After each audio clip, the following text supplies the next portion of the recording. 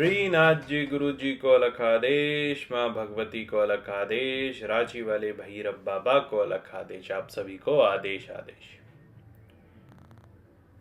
जय अवघड़ दाता तव शरणम,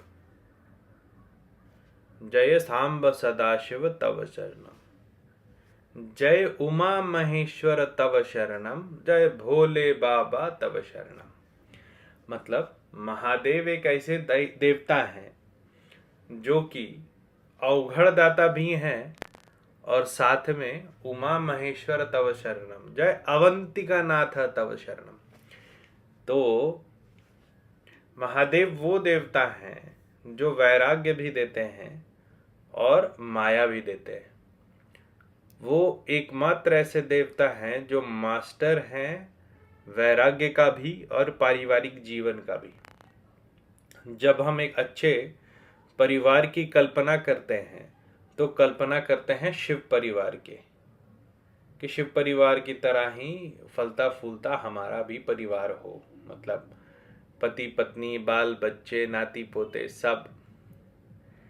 महादेव जी ने गौरा माँ को एक विधान बताया जिससे कलयुग में खास करके जो परिवार हैं जो सुखी नहीं है, जो शांति प्राप्त नहीं कर पा रहे हैं, जिनके जीवन में एक के बाद एक समस्याएं आ रही हैं, उनको एक रात्रि के इस अनुष्ठान से बहुत शांति मिलेगी। मतलब यही वो एक विधान है जिससे उनको शांति मिलेगी। बहुत सारे ऐसे लोग आते हैं जो बोलते हैं कि हमने ये क्रिया करवाया था, हमने ये पूजा करवाया, कुछ दिनों तक तो सब ठीक चला, लेकिन फिर से गाड़ी उसी पटरी पे चल रही है। तो ये जो गाड़ी वापस घूम करके उस पटरी पे आ जाती है, इसके पीछे का कारण है कि हम सर्व शांति कर्म नहीं करवाते। और सर्व शांति कर्म करवाने का मतलब स्वस्ति पाठ नहीं है कि स्वस्ति नो इंद्रो वृद्धश्रवाः, वो नहीं।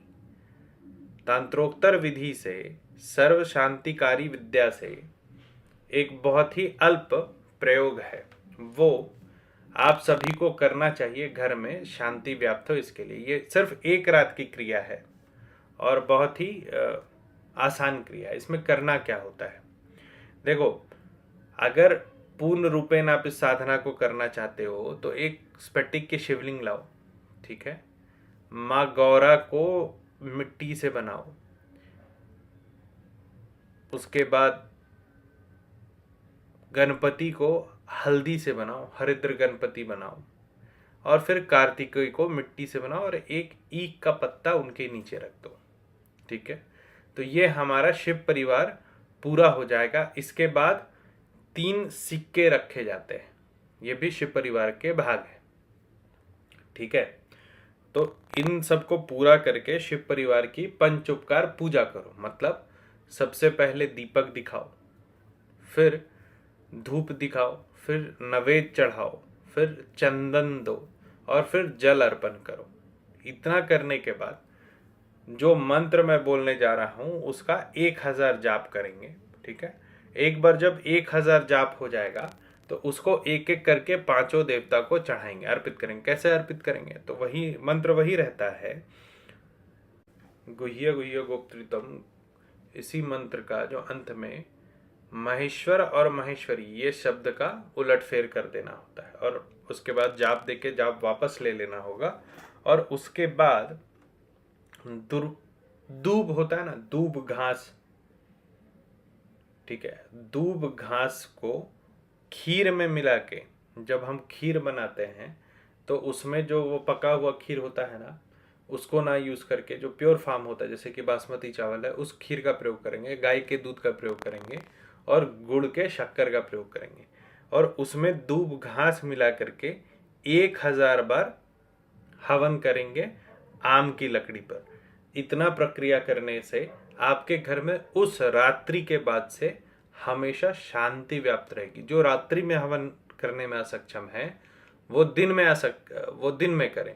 जिनके यहाँ सोसाइटी का पंगा है कि ये क्या कर रहे हैं, वो पंडित बुला करके ये मंत्र उनको दे देंगे और उनसे भी ये हवन करवा सकते हैं दिन के समय पे भी। रात्रि में थोड़ा लाभ ज्यादा होता है।